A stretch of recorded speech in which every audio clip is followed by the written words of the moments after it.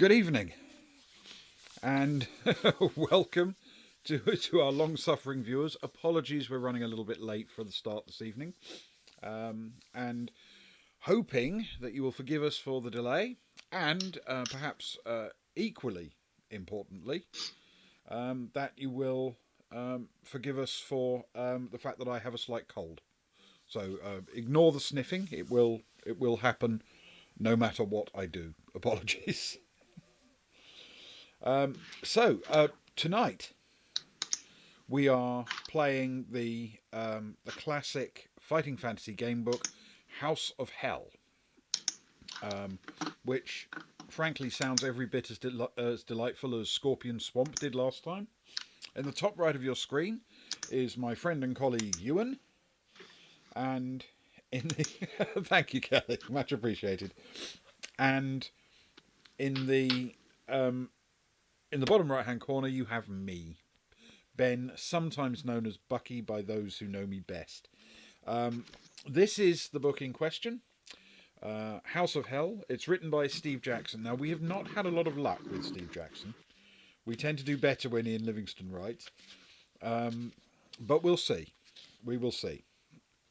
This is from my original shelf, and this one was purchased presumably when it was published, I'm guessing, in 1984.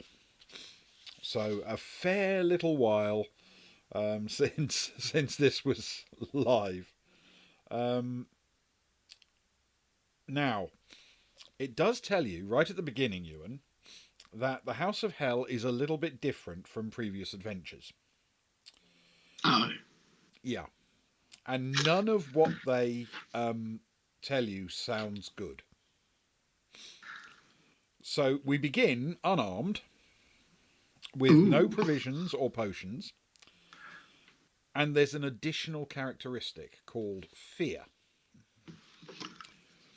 I should add that to the list. Yeah, which is potentially going to prove a problem. In fact, I'm going to be bold, Ben. I'm going to add an additional characteristic to the list. Because we're in a house of horrors, I figure there's going to be a lot of doors, right? It's a house. Yeah. So I'm going to add doors and just keep a running tally of how many doors we opened. I think that's a brilliant idea. I'm going to rely on chat to tell me what is and what isn't a door, though. Yeah, many things are in fact turning out to be doors.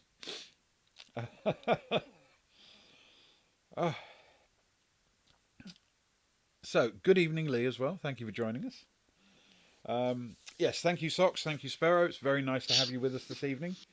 Very nice to see you back, Kelly. Thank you for coming along, and I hope you have some fun with this. We will begin, as we always do, with character creation. So, skill. Same as always, roll 1d6 and add 6. Good stuff. And I rolled a 5. That's not a bad start. 11. Mine's a 3. So we'll call that a 9. Yeah, I think we probably should.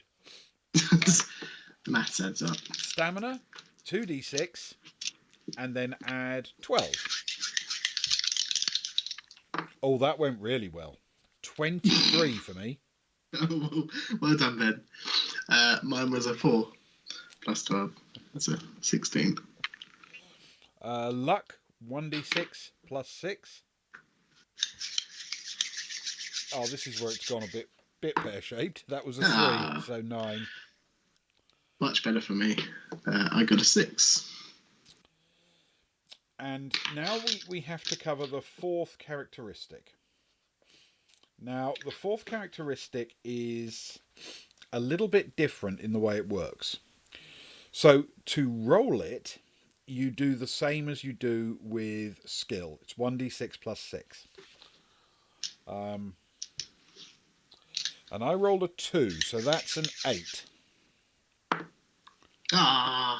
Different dice, same result. That's another 6. Okay. I don't know if that's good or bad because it's very, very good, and I will explain why.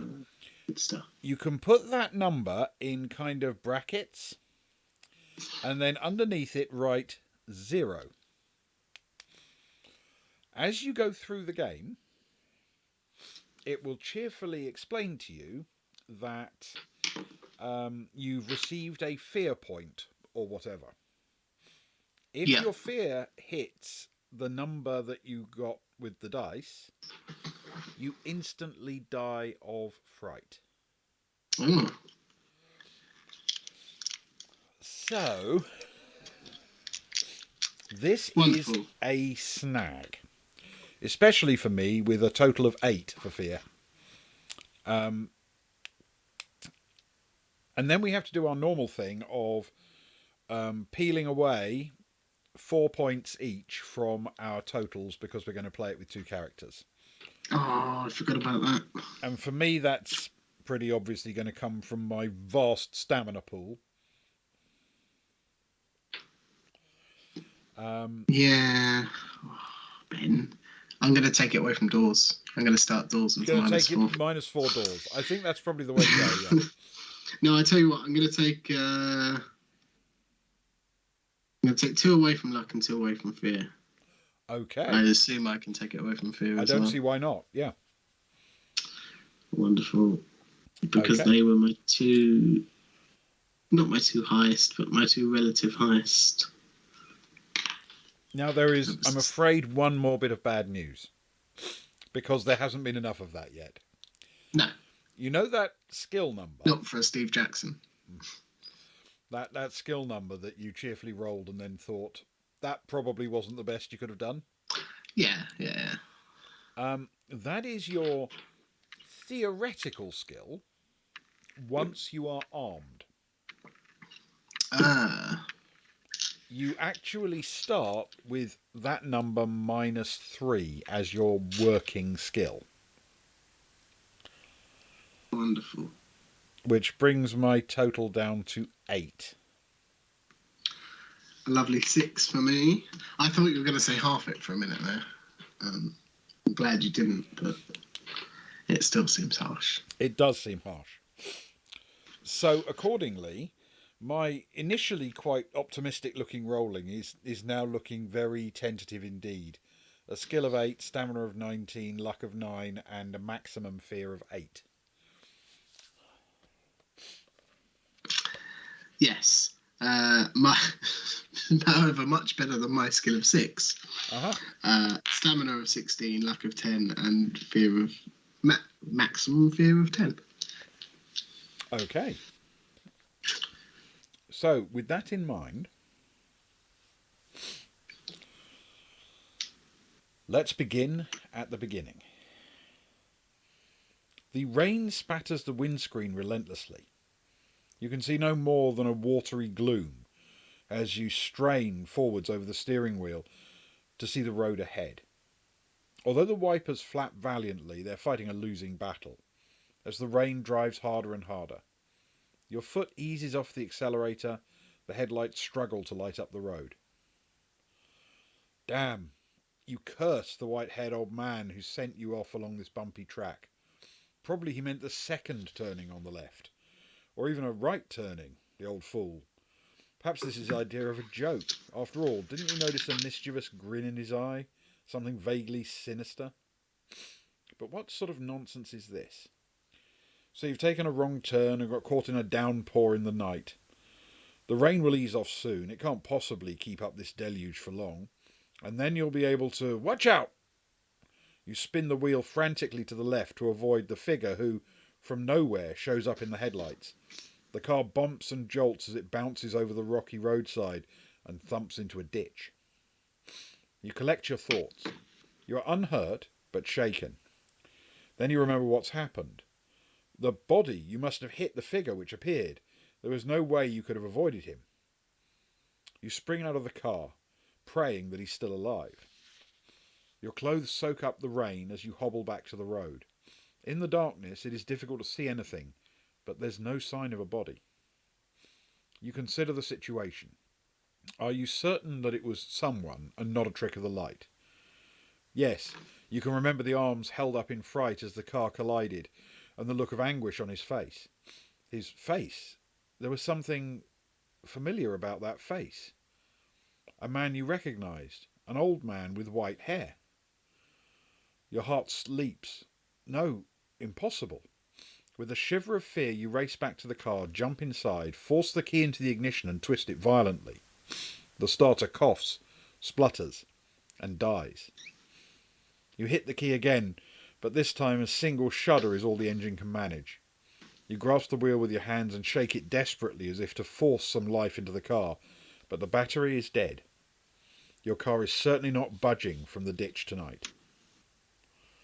Your situation is hopeless. But now the plight of your car is paramount. Where can you get help? You passed a garage at Mingleford, but that was some 20 miles away. As if in answer, a light appears in the distance. Someone has switched on a bedroom light. What a stroke of luck. It was at least 15 miles back that you passed the last house, and you happen to have broken down just a short distance from someone's home. You button up your coat and open the door. From outside the car you can see the building more clearly. Just ahead, on the left, a drive winds up to a large house. It's a good 5 minutes walk away, and by the time you reach it you will be drenched. But how else can you call the garage? You can't afford to miss tomorrow's appointment. No, go you must. Anyway, you'll probably be able to dry off inside after phoning the garage. You slam the door, turn up your collar, and set off for the house. A flash of lightning lights it up clearly for you, but in your preoccupation with the rain, the warning from above is wasted on you. The house is old, very old, and in a shocking state of repair. The light in the window is flickering, most likely an oil lamp, certainly not electric. And you don't notice a fact that might have turned you back anyway. There is no telephone line going to the house. As you climb the steps to the front door, little do you realise what fate has in store for you.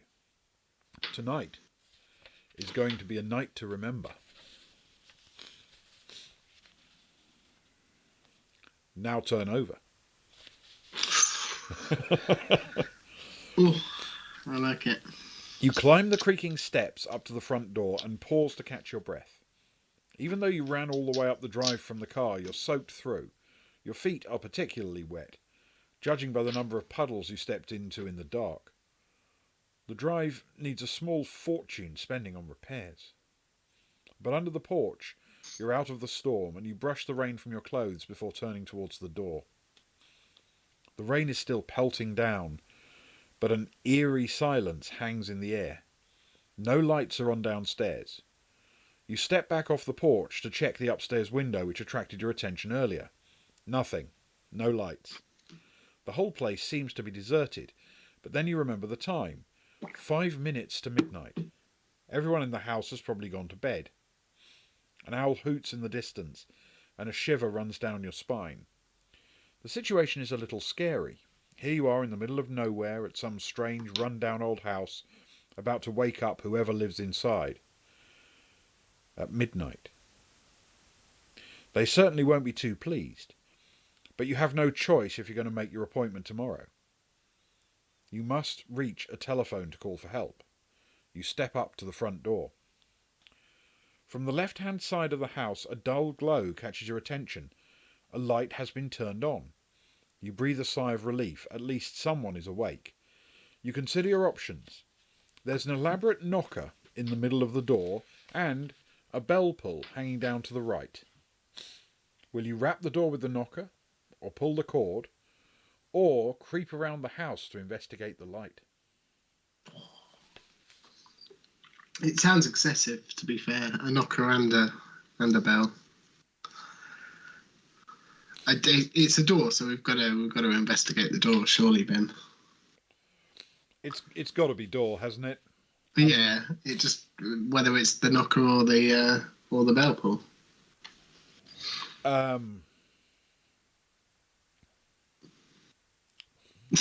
Lit knocker. Knocker seems to be everyone's consensus, doesn't it? Yeah. I can't imagine why. Okay.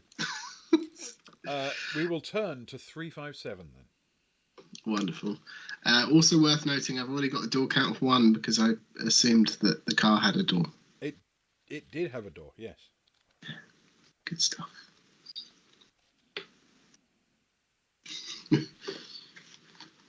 Okay. few moments later, the door handle turns slowly and the door opens. Standing in the doorway is a tall man dressed in a dark suit with tails. His long face is solemn. Yes? He asks indignantly. You smile nervously and explain your situation. Your car has broken down, you need to reach a telephone, and you're soaked to the skin. The man's face remains expressionless.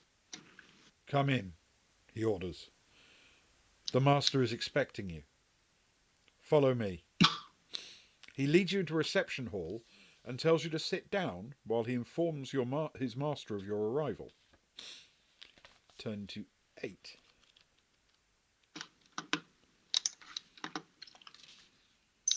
Stick that in there, shall we?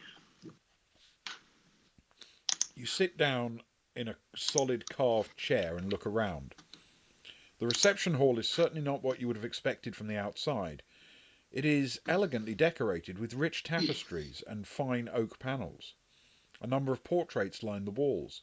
A sturdy 16th century table is set against one wall. Will you wait for your host to arrive, or study the paintings, or go looking for a telephone?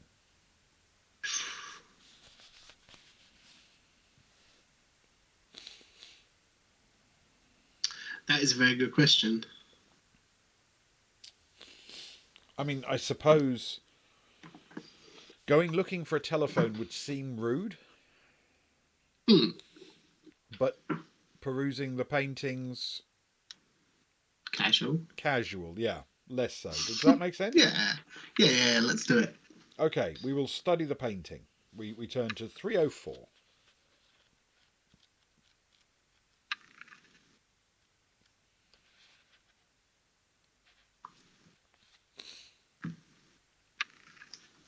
Hello, Infinite Monkey Tales. Hello, thank you for joining us. You join us in the House of Knockers, according to Socks. Yes. Cannot be confirmed as of yet. We have only seen one on the front door. Yes, we are playing House of Hell, a classic fighting fantasy game book. And we've only just started, really.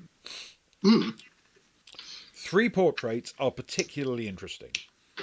Will you look at a beautiful young woman wearing a tiara, a middle-aged portly gentleman wearing half-moon glasses, or an elderly woman with grey hair and a cold expression?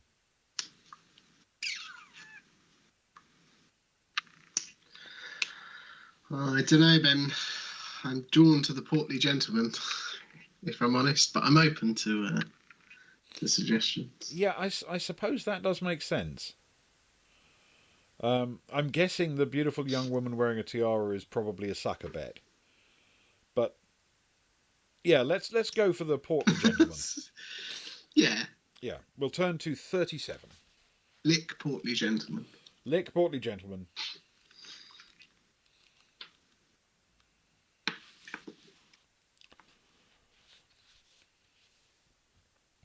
You study the portrait of the Duke of Brewster, 1763 to 1828.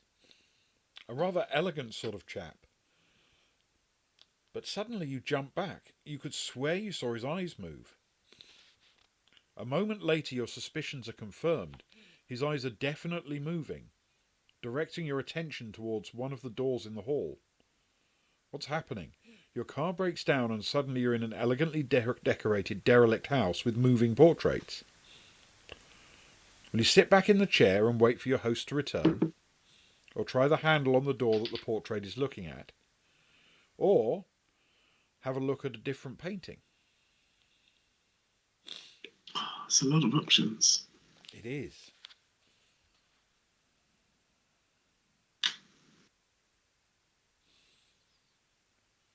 I mean, it's just as rude to go and have a look at the door, perhaps, as it is to start looking around for a phone. But the portraits, kind of told us to. Yeah. And it's a door. But I don't know. I mean, you're right. Generally speaking, see a door, do a door. Yeah. The problem, I suppose, is I don't know if he was saying that's the way you need to go, or whatever you do, don't go in there. Oh, it's a tough call. It is. I feel very strongly though we've got to do door, haven't we? Because it's just who we are. Yeah, and it's certainly not a natural door, which we've Yeah, as we've established. established, Mean death. natural doors are not okay ever. Yeah. Okay, a door is definitely a door, so we're going to have to try the handle on the door that the portrait is looking at. Yeah, so let's door. Turn to 391. Verb. This could end terribly badly and immediately, but we'll find out.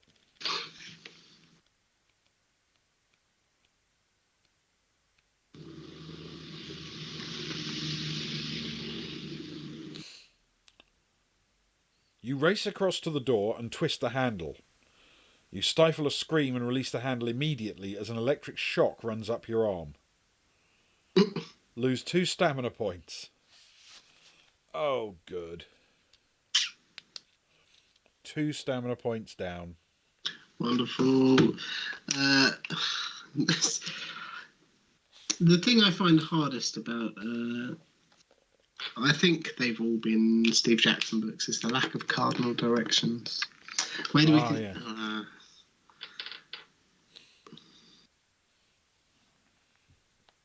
Yes.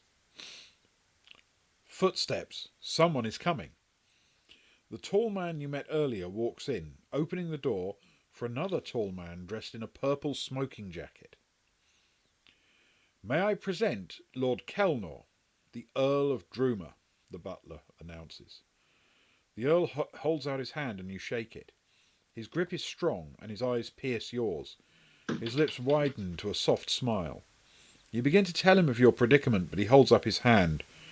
Please, I can see that you've been caught in this filthy storm. Let us sit by the fire, and we will see whether we can help. Franklins, tell the cook to prepare some food for our visitor. You protest that you don't wish to be any trouble, but your host ignores you and leads you into a drawing room where a fire is burning.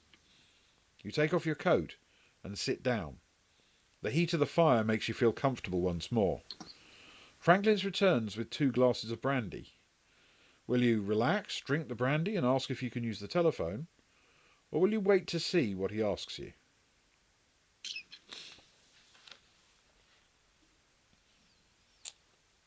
I'm not wild about drinking anything that this guy gives me.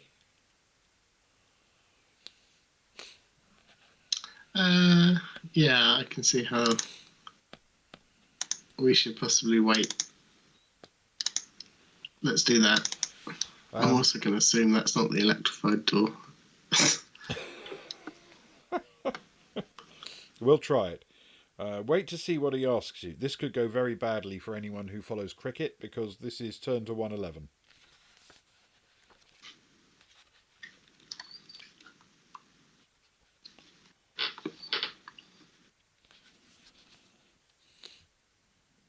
Your host is a little annoyed by your nervousness. Come, he says, there's no need to be afraid. Has your little accident caused you to lose your nerve? Drink your brandy. You'll soon forget your fears. As you watch him, your mind begins to play tricks on you. Is his expression one of genuine concern for your welfare, or is there a hint of something secretive in his eyes and smile? You shiver, and your fear of the situation is evident. Add 1 fear point. A short while later, Franklin appears. Your meal is served, sir, he says to the Earl. You both rise and go through to the dining room. 1 fear point. 1 fear point is potentially bad. Okay. Turn to 309.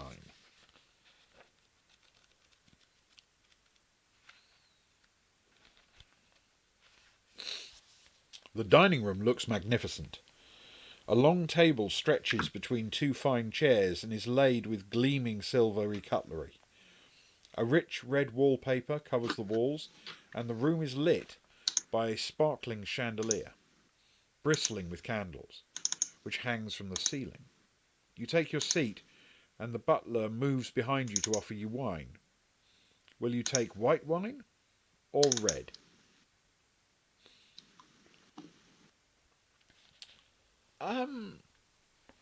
White wine or red? I'm tempted to say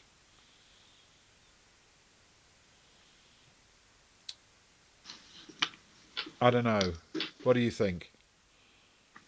Well, my preference is always red. To be Same fair. here. The only thing is, it would be easier to hide something in red, wouldn't it? It would. But maybe that's just another you're too paranoid, take a fear point. Um, if you think red, let's do red. Any preference from chat? What's your favourite wine? Does the owl look like Tim Curry? I really hope so. There is a picture. He looks just a little bit like Grand Moff Tarkin. Ooh. Yeah. Wow. Kelly and Corey both think red. Red. So let's Red go is red. the way to go, apparently. Okay. We will try red. 395.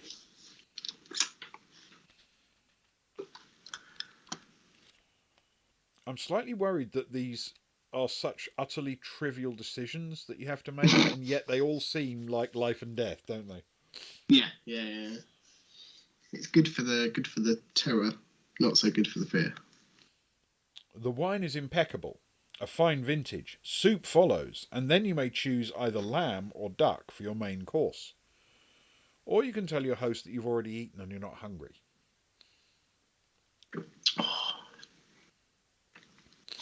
Both good choices for red, though. I wonder if we'd have chosen white, we'd have got something else as a choice. I mean, I feel like duck is probably better on a rainy night, you know, the sort of gamey taste. Yeah. Yeah, I mean, if I was given the choice, I'd ask for a bit of both, to be fair, because they're both very nice. But let's go with duck. Duck, all right.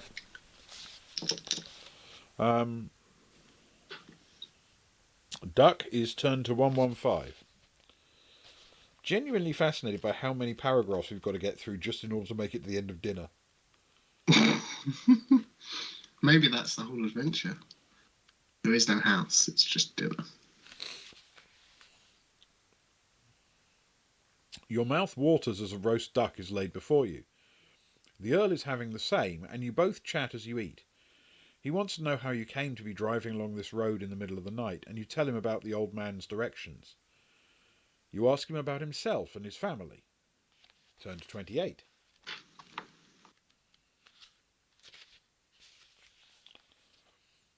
The Earl of Druma is the last survivor of his family. His estate stretches for miles around the house. At one time, the estate was prosperous, with many tenant farmers cultivating his land and providing a healthy income for his family. But things started to change. His sister died at the age of 32 under mysterious circumstances. She was found dead in a clearing in the woods with strange marks on her neck. News travelled fast, and the ignorant peasants started muttering about witchcraft and black magic. In their eyes, the house was cursed. Pure, superstitious nonsense, of course. But gradually the farmers moved to new pastures, avoiding the estate. By now you've finished your meal. Franklin's returns to offer you fruit, cheese, coffee and brandy. And once again, believe it or not, we're going to have to choose what we eat and drink. So, can we not just say yes and have it all? Fruit, coffee and brandy, cheese, coffee and brandy, or just cheese and coffee?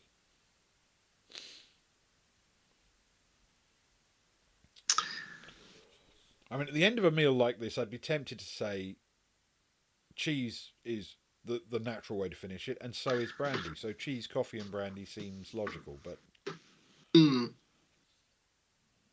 I mean, cheese and fruit would be quite, apples and cheese and a bit of brandy and some... Yeah. But yeah, I agree. I think cheese is suitably rich to go with the duck and the red wine. Okay. So cheese, coffee, and brandy. Turn to 74.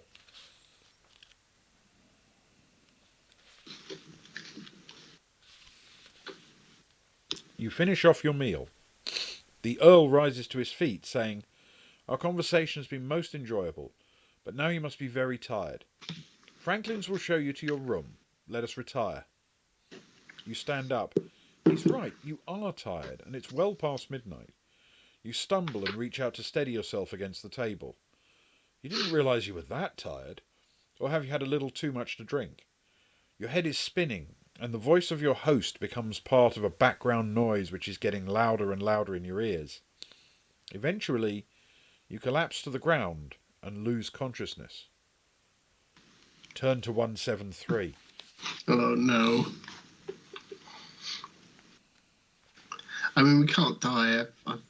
I've drawn one room, and the other one is partially filled in. You open your eyes. Your head is spinning, and it is some time before you're fully aware of the fact that your hands and feet are bound. The room you're in is empty, but you work out a plan. You'll hop over to the window, break the glass, and use it to cut yourself free. Pulling yourself to your feet is awkward, but you manage it, and with a mixture of hops and shuffles you arrive at the window.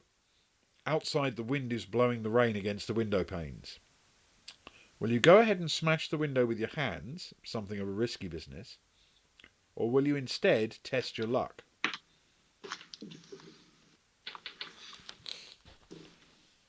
I'm tempted to say test luck. But... Yeah, same here. My luck is higher than yours, isn't it? I've got a luck of 9. No, I have a 10. Oh, well, in that case, your turn to test luck. That seems fair. 2d6 under my luck.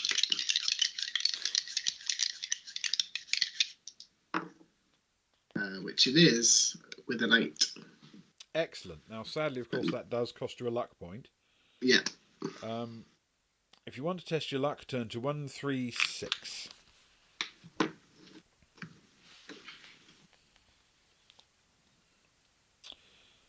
If you are lucky, you manage to escape the splintering glass without harm. If you're unlucky, the glass cut your wrist. But either way, turn now to 317.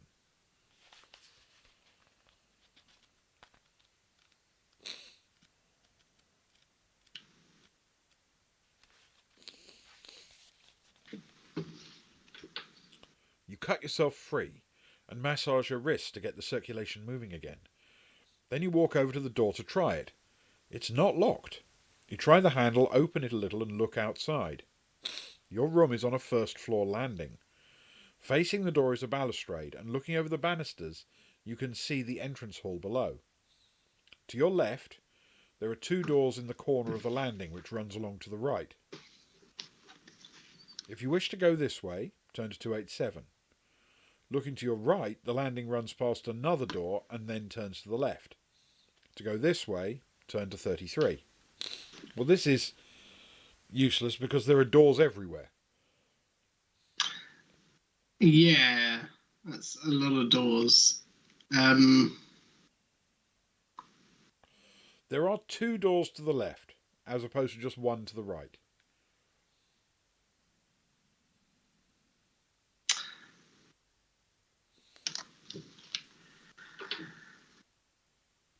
That is true. Sorry, Ben, can you go through the description for me again? I was trying to figure out where... I think I'm just going to start a new diagram. I would, yeah. So... We're in a room. There's a room which leads out to a first-floor landing. Yeah. Directly in front of us is the balustrade, which goes straight down into the entrance hall.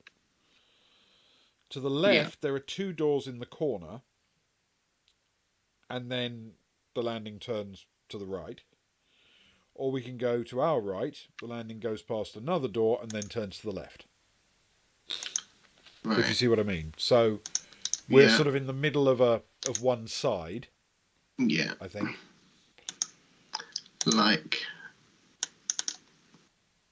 sort of like that.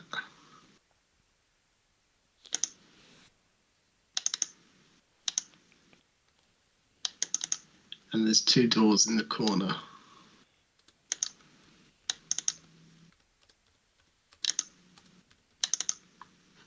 And then to the right there is...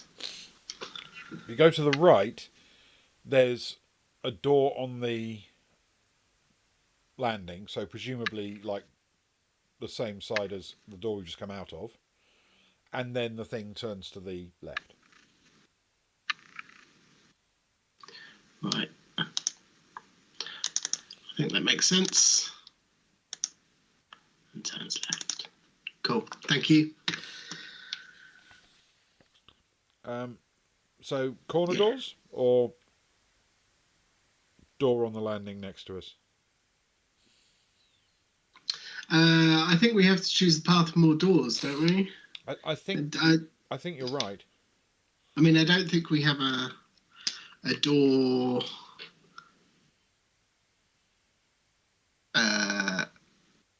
value system, for how we rank more doors, but we'll find out whether more doors is good or more doors is bad. And we know that none of them are natural doors, so it's got to be. Yeah, presumably. Yeah. I'm unsure as to whether I'm counting my doors tally to include all doors we have seen or just the ones that we've used. Oh, I don't know. I'm open to options. I suspect it has to be ones we've at least tried, even if it turns out they're locked, if you know what I mean. Yeah, or they electrocute us. Or they electrocute us randomly, yes. Cool. Okay. Well, let's do that then. So we'll go to the left, which is 287.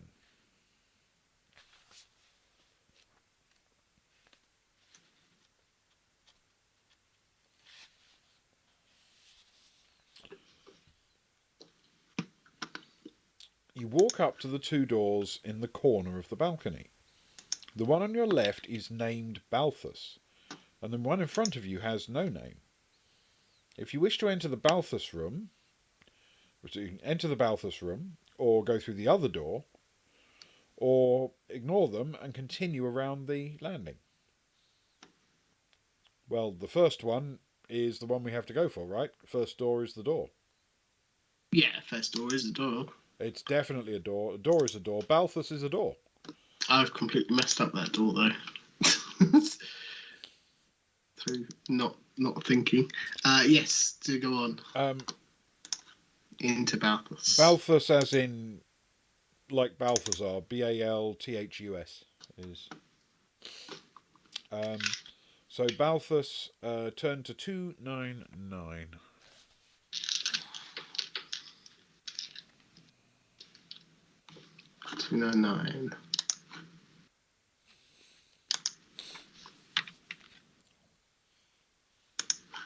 The room you've entered is bare.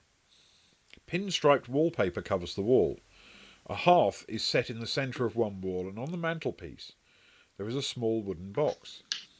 Curtains are pulled together along another wall, but they hang awkwardly, bulging at unnatural places.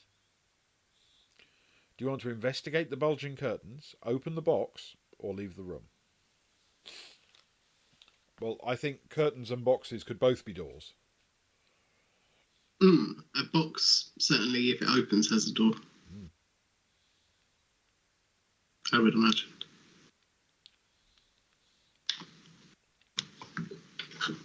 I mean, clearly, if I'd known this scene was coming, then when we investigate the curtains, I would have had someone hiding behind my curtains, so that as we do it, they would suddenly sort of twitch or something, and we'd get some screams out of our viewers. But sadly, of course, I did not prepare that, and all of my potential curtain twitchers are currently in Poland. So you had me hoping then that for a minute we'd go to the curtains in the book and Luke would jump out from behind your curtains. That would have been amazing. That would have been a good reveal. Let's do the curtains anyway, just in case. Let's try the curtains just in case someone literally leaps out behind me or some hand sticks out or something, because that would be a very effective stream. We will investigate the bulging curtains. Turn to 249.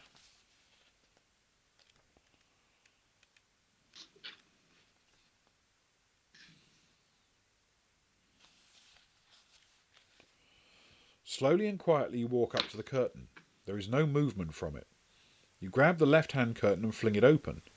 There's a full-length window behind, which is barred on the outside, but nothing is hiding there.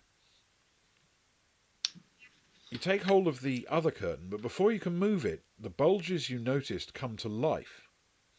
Turn to 2, 3, 6. I'm going to assume that is... From behind the curtain, a heavy blow hits you in the chest and knocks you backwards onto the floor. Lose 2 stamina points and add 2 fear points. Oof. Oh, this is going really badly.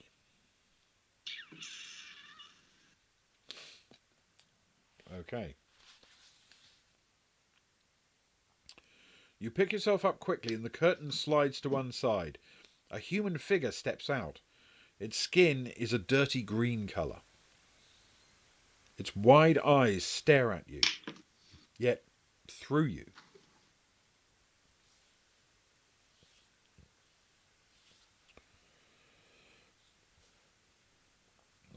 Sorry.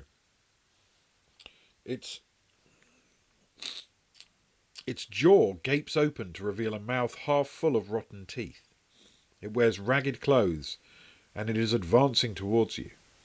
Resolve your fight with this zombie. So, the zombie has skill 7 and stamina 6. You ready? I am indeed. With my Okay. reduced skill. Thanks Away for the being pair of us unarmed. go. Yeah, my effective skill is 8, remember? And yours is 6, is it? 6, yeah. God. Okay. Aye. So, I have the joy of a skill of 8, but it's not exactly triumphant numbers, is it? So, let's go for it. You and I shall roll. Well, I did all right. That's 18 for me. Mine was... I just dropped it, but mine was an 8 plus 6 is a 14. Okay. And the zombie did a 4, so it takes hits from both of us. Ooh. Right. And another round like that, we've got it. So, off we go again. Nice. This time I only rolled a 6, so 14. I rolled a 4, so that's a 10. And the zombie rolled a 10, so a total of 16, which means the zombie gets to land a hit on one of us. Odds or evens, Ewan? I'll take odds, because I am quite odd. And it is an odd, I'm afraid. It's a 5, so that's 2 stamina. It's okay, I'm still in double figures. Excellent. Round 3. This time I've done an 8 plus 8 is 16. Oh, mine is a 10 plus 6 is 16. And the zombie has done an 8 plus 6 plus 7, is 15. Which means we've both landed hits on it, and it is done. Nice. So, if you defeat the zombie, turn to 114. We defeated the zombie. I mean, it wasn't exactly flawless, but we did defeat the zombie. 114. It happened, for sure. Do you want to leave the room or investigate the box on the mantelpiece? Well, we've come all this way. Yeah, I mean, both the doors, but one of them we've already used. Exactly. So, box on the mantelpiece. Turn to 40. Are curtains a door, chat? Do I count that in the door tally? I'm not sure. Let me know.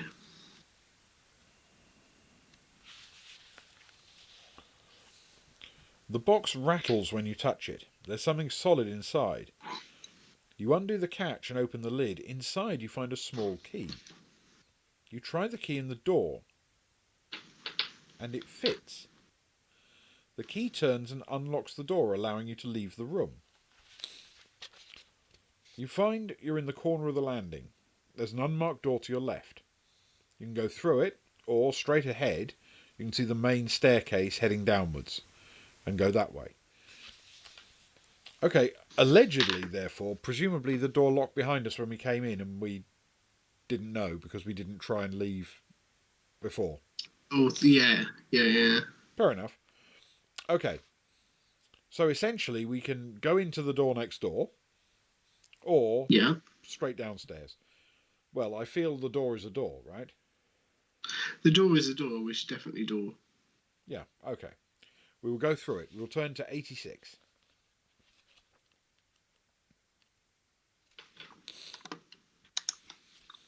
The door opens into a narrow passageway, which ends at a window.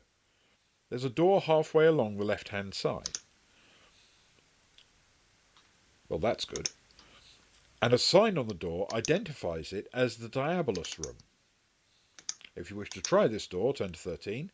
If you wish to investigate the window instead, turn to 110. And if you're not keen to do either and prefer to go back through the door and continue along the landing, 193. Oh, I've messed up that door as well. It's obviously a door. Yeah. We should. We've got. Diabolus room doesn't sound good, but I feel it has to be tried anyway, right? Yeah, it could definitely sound worse. Okay, we will turn to 13. Wait, there's no way to do this door. Okay, I think I've got it. You step into the room and close the door behind you. The room is empty and you heave a sigh of relief, falling back against the door to catch your breath.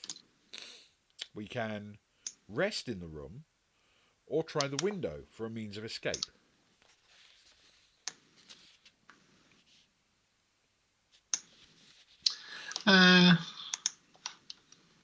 Let's try the window. Yeah, if we can get Like out of a door. that seems to be the way to go, doesn't it? It's a door made out of glass. It's definitely a door, yes. Let's try the window for a means of escape. Turn to 107. Nice.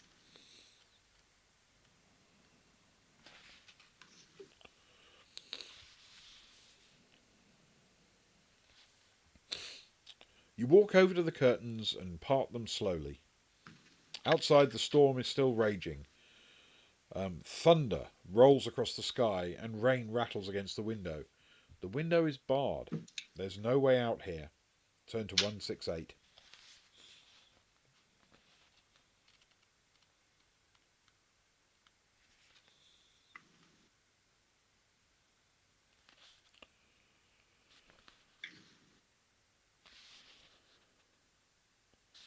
Yep, okay. A soft voice is calling your name. You leap back against a wall while across the room a strange shape is forming. A human figure is passing through the very wall itself and entering the room. At least, the figure is almost human, but its head is missing.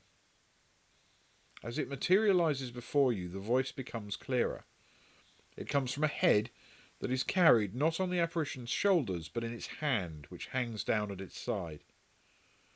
The sight is horrible, and ghostly blood drips on the carpet from the severed head. You must add 2 fear points. 2?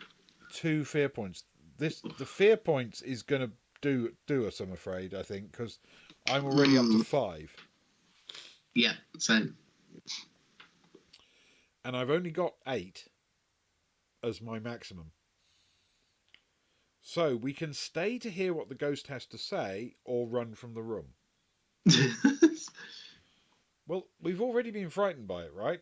So unless it says something that frightens us more...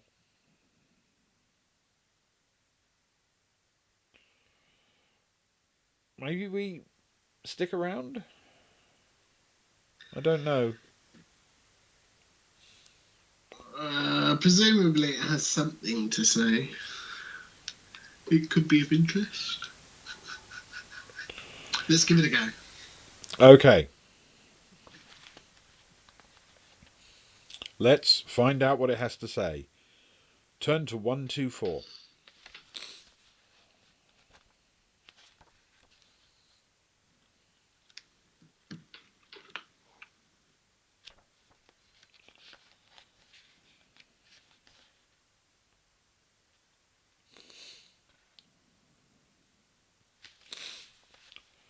The disembodied head speaks. Prepare yourself for death, miserable mortal, it gloats. For the evil that is in this place cannot be escaped. The house of Druma has drawn you here for one purpose. Before the night is out, you will join me and my companions in the netherworld. Our fate will be yours. You will forever haunt the place that has caused your death. With these words, a mocking laughter fills the room. The apparition turns back through the wall, and as it does so, the laughter fades. But the fright will give you 2 fear points. Add these to your total and leave the room. Socks, I think you're absolutely right about this. Run. This is a game that needs to be played by running away from everything. And I Though if horror mentioned this films have taught me possibly anything, a bit late. yeah, precisely. Because my next fear point, and I'm dead. Okay.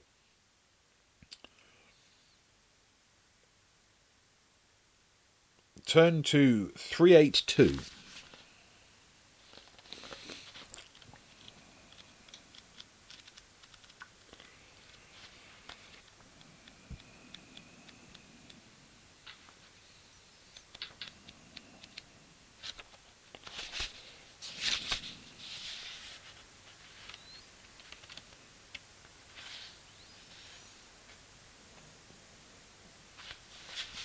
You leave the Diabolus room and are standing once more in the narrow corridor outside. Do you wish to turn left to investigate the window, or would you rather return to the landing and follow it around? Okay, so we now need a new plan that basically involves just looking for any escape we can find. So do we look at the window and see if there's a way out, or do we head out to the landing, straight downstairs as soon as we can, and just bolt for the door, any door? I mean, a window is a door. A window is a door. Yep. It's definitely the closest option, although have all the windows that we've seen so far have been barred, haven't they, apart from the downstairs ones? Yeah. Let's window. Window, 110. That's my decision. Because if there's something really horrifying on the other side of that window, I'm dead.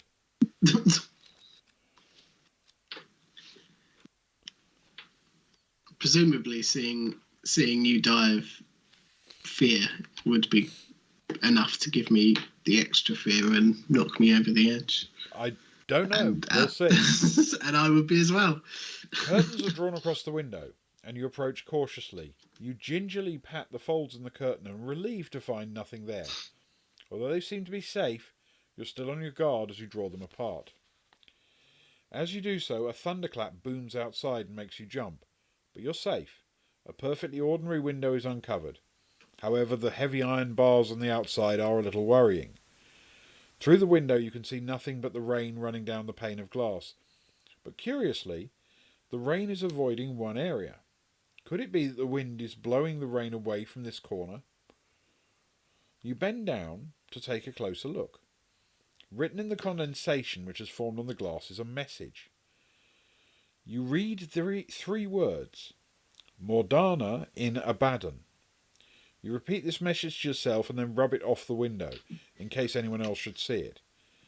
This message may be useful to you, and you will realise when it is. If later in the adventure you want to use the message, turn to reference 88. Do not turn to that now. Now you must head back to the landing and turn left. Right. So if we need Mordana in Abaddon. Mordana in Abaddon. 88. Yep. Wonderful. It feels as though we've got something good. Finally. Yes. For all the fear and doors. That would be lovely, except unfortunately it didn't say lose 2 fear points, which would have been very handy. Okay. Now you must head back to the landing and turn left. Turn to 193.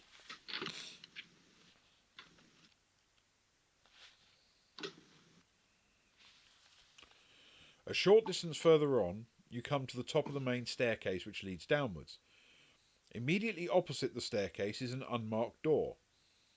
Do you want to go downstairs, try the unmarked door, or continue around the landing? I mean, I feel we're kind of boxed into a corner here. Because, as Socks correctly points out, an unmarked door is a door. It is.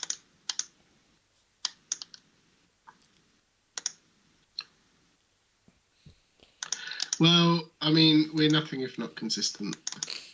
We are, in every possible way, including the way that we fail and die in everything. Precisely. So we will try the unmarked door. 377. What's our door count, by the way? We're currently at 9, is what I have. Excellent. You step into a small storeroom and close the door behind you. There are shelves on the left and right walls which various household objects are stored. In front of you, in the wall facing the door, is another door. What do you want to do? Search through the things on the shelves, try the door opposite, or return to the landing?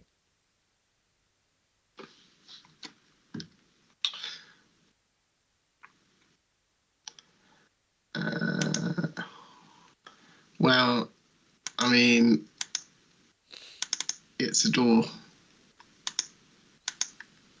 We've come this far. Okay, let's go through the door opposite. Yep. Door opposite, clearly the way. If this is a storeroom, there could even be like a servant's stairwell or something back there. So we'll try the door opposite. 255. True.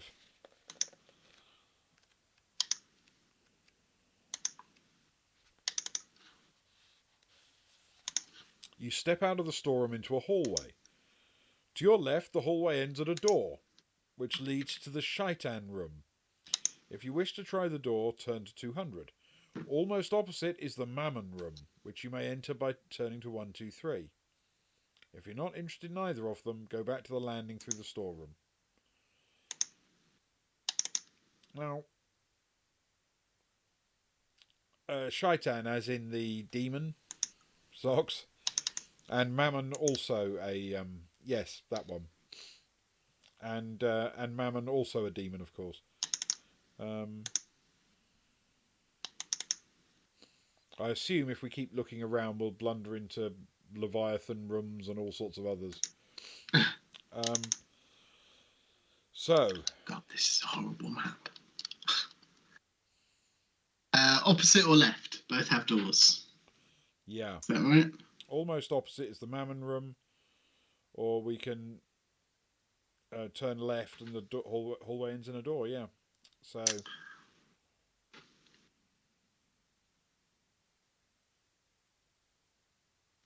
Well, I don't think we have an algorithm for what happens if we're confronted with two doors that appear to be both equal. We don't. As of yet.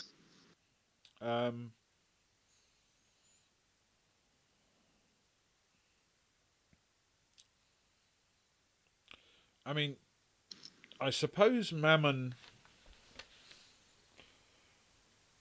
if you think about the particular sin that Mammon is most associated with, there could actually be something valuable in there.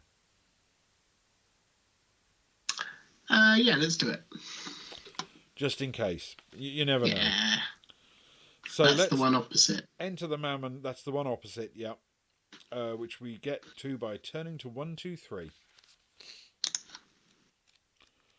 Which could easily be 1, 2, 3, you're dead. The room you enter looks well lived in. It's a bedroom, and a large bed covered with a yellow bedspread dominates the room.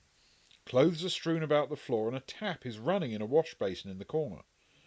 The clothes suggest it's a woman's room, but no one is about. Will you call out to announce yourself in case anyone's in the room, search around to see what you can find, or leave the room?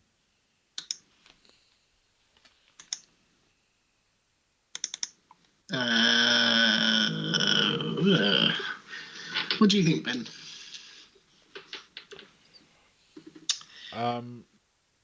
I suppose calling out seems like a bad idea on the basis that nobody here seems to be our friend. Yes, I would agree. So, search, I guess? Yeah. I mean, if we find something, it's kind of like opening a door. Yep, it certainly could be. Okay, let's search and see what we can find. That's 337.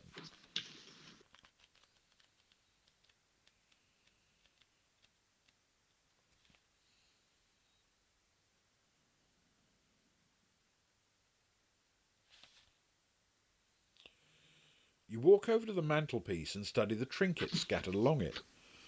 A couple of lacquer boxes and a picture frame, without a picture, flank a large plant pot with a broad-bladed plant growing in it. In the grate below are several lumps of coal resting on a bed of paper, a fire all ready to light. But something else is in the grate. A black and white photograph has been thrown onto the coals. Do you wish to check the contents of the boxes, or pick up the photograph to look at it? Can we not take one of the small blades from the plant and arm ourselves? I'm fed up of this six. You might have thought that would be a thing. Luke! I think Luke might be right. We need to lick the photographs. Well, yeah, I mean, that does actually make sense, because if the photo's been thrown onto the coals, I want to know what's in it, if you know what I mean. Yeah, if someone's trying to destroy it. Yeah. Okay, let's try it. We will do exactly that. We will look at the photograph. It is 199 we turn to.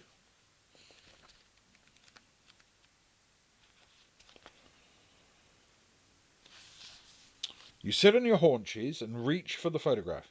As you pick it up, you feel a heavy thud on top of your head. You slump to the floor, dazed, and the plant pot, which came crashing down on your head, smashes on the floor.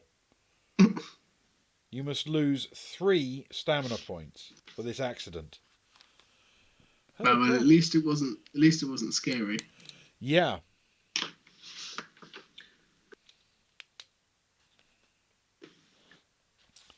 Now turn to 290.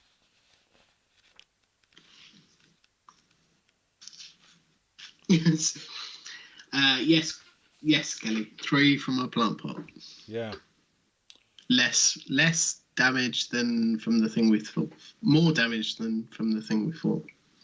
Yep. You hear a rustling from the curtains and straighten up to look towards the window. You shudder with fright. Oh, that's not a good sound.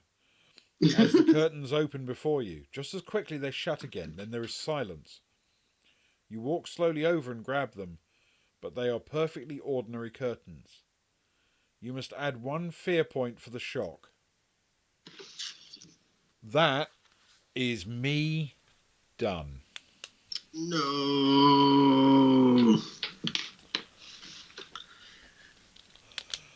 I'm afraid Dead from fear. That has done for me. Convulsed with the shock, my heart gives out, and I fall to the ground, dead. Okay. Wow. Now, do you want to leave the room, or do you want to work out the mystery of the curtains?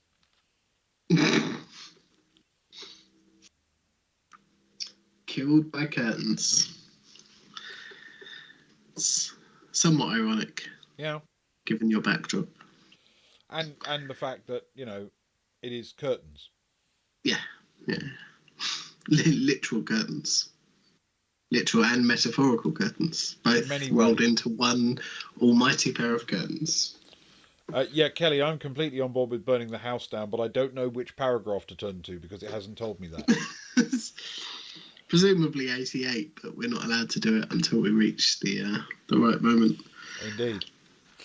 Well, I mean, I assume you can turn to 88 at any time, but you're supposed to wait until you know it's the right thing to do. Yeah. Get the cue. I mean, I've just seen the curtains kill you. I'm not investigating them. No, I'm leaving. Okay. Leave the room. That's turn to 2.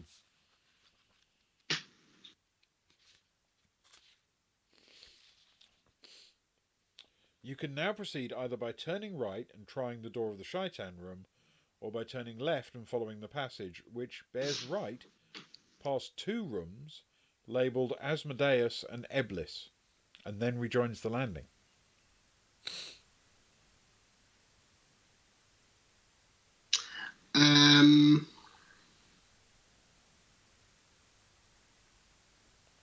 Well, it's a door, so let's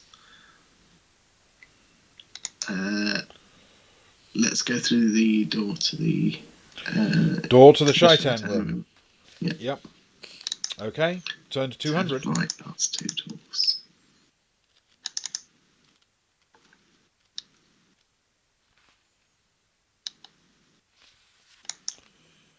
You open the door and peer round. The room is a large, elegantly decorated bedroom with a 4-poster bed in one corner. There is a 3-piece suite in the centre of the room, facing a fireplace. A fire is smouldering, but the room appears to be empty. On the far side of the room are 2 more doors. Do you want to go in or close the door and leave the room? I've got to go in. There's 2 doors in this room. 2 doors, yeah. It sounds like just what we're after. Go in it is. Turn to 69.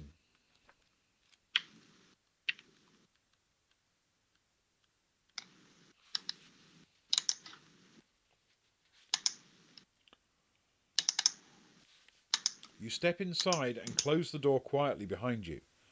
A soft click comes from the lock. As you step forward, a voice greets you. You look around, but you can see no one. The voice continues. So, our visitor is inquisitive, eh? Or are you trying to leave the house? Perhaps our hospitality is not to your liking. Maybe you would like to see some more, shall we say, amusements. The eerie voice makes you nervous. Add a fear point.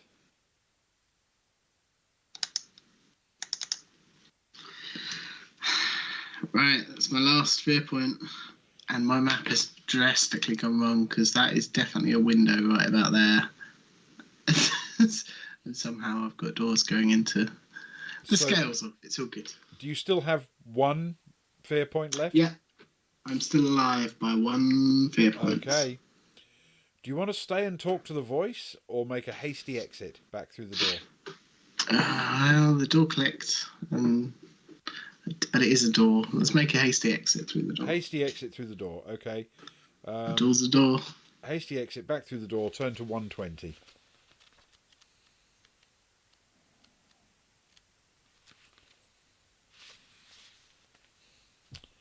You grab the door handle and twist it. The door is locked. The voice laughs at your futile attempt to escape. No, my friend, it chuckles. You cannot escape from this room. The only escape you are going to make now is from life itself. Add 1 fear point. And that, quite poetically, is... That is exactly where it ends. Exactly enough fear to stop my beating heart. Oh, God. Wow. Good game. Good game, Steve Jackson. Yeah. Very atmospheric, to be honest. I GG, think you killed us. Like always Brilliant. the case with the Steve Jackson ones, I think you need multiple goes to find out what to not do. Yes, yeah. Unless outright kill you, but lots of chipping away. Well, that's what it felt like anyway. Yeah. There may be options in there that will just outright kill you. But it felt, it felt suspenseful and it felt like we were running from something, albeit our fear count the whole time. Yes. It's good. So there are, yes, we were not strong this time, Luke. You're quite right, and Socks. Yes, I think this is probably the worst we've achieved so far. Which does raise an obvious question, which is, do we turn to 88 and find out what that was? Yes. No, I mean, it might be. I don't know. Chat. How do you feel about spoilers? It might be a spoiler. It will be a spoiler, but it's not gonna. It wouldn't affect any replayability realistically because Yeah, you're only gonna turn to it when you know that the queue has been met for that's right. Yeah. Morgana in So even if it's a clue, whatever it is. well, Yeah. I mean, given that Abaddon is the name of a demon, I had come to the conclusion that Morgana in Abaddon is when you meet Morgana, a person presumably, in the room Abaddon. Abaddon. Yeah. So, yeah, okay. Let's give it a shot. Let's find out what it is. If you turn to 88, what it says is, "Damn you, stranger. All right then, I will answer your question." And then it says, "Which question did you ask her?" And gives you these three things you can go to. So it's absolutely something that you need to use at the right moment in order to continue your quest. Yeah. Either presumably she assumes to not. She says that she won't answer your question. Maybe even kills you. Yeah, Or you enter battle, or you stumble across that window and. Yeah. Yes, I think in practical terms that was. I mean, technically, I don't think it was our worst actual performance because I think we died. Was it Scorpion Swamp? We died almost instantly. So instantly that we managed to redo the whole thing and then win if we hadn't have died. Yeah, which actually felt really. Third room or something. Yeah, felt worse. That actually felt really bad because of that, because we knew we were just one decision away from doing it. But yeah. But this one is a Steve Jackson one. Therefore, you are going to die 130 times before you find your way through it.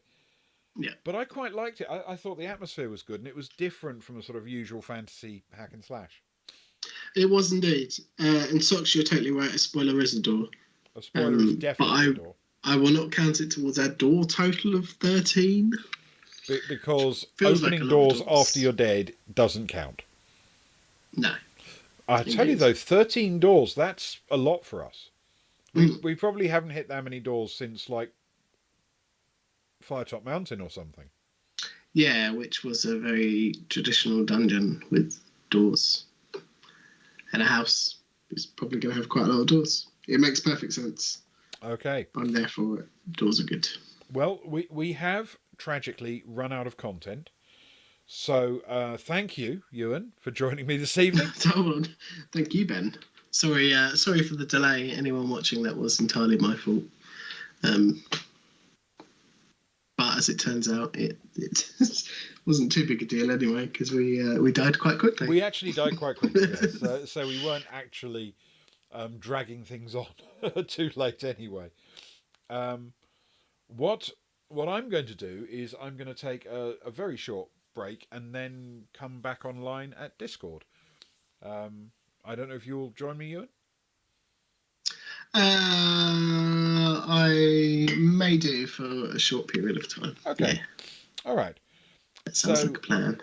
So, yes, anyone who wants to join us at the Discord, Boys from the Baltic Star Discord. Just drop the... Socks, I'm sure you're way ahead of me, but thank you. Oh, that was Ewan, sorry. Yes, we will reconvene in Discord. Apologies for our dismal failure at making our way through House of Hell. There are still more of these books to work through. I still have quite a few. I have a vague feeling the next one might be called The Rings of Kether, but don't hold me to that. Nice. And it might even be science fiction. So, Keher, I think, but I don't have it in front of me, so I can't remember. Sorry, Socks. Right. Yes, what I will do is I will sign us out now, and then I will jump onto Discord in a few minutes and hopefully catch you there, Ewan. Thank you very much for watching, everybody. Thank you very much, Ewan. Thank you, Luke, for having a kebab. It's important to support your local kebab industry. And we'll catch you tomorrow night when we are doing a trip to Tony the and Rudy. SS Cannes. This is the Rudy and Tony adventures, set on board a liner making its way slowly towards the south of France, with murders aboard aplenty, many murders, and an undefeated boxer and a bit of an idiot Italian as our characters. It is hopefully a lovely, lovely thing. Thank you for joining us, Croy. Thank you, everybody who watches on VOD as well. And I shall bid you a fond good night. Good night, all. Good night.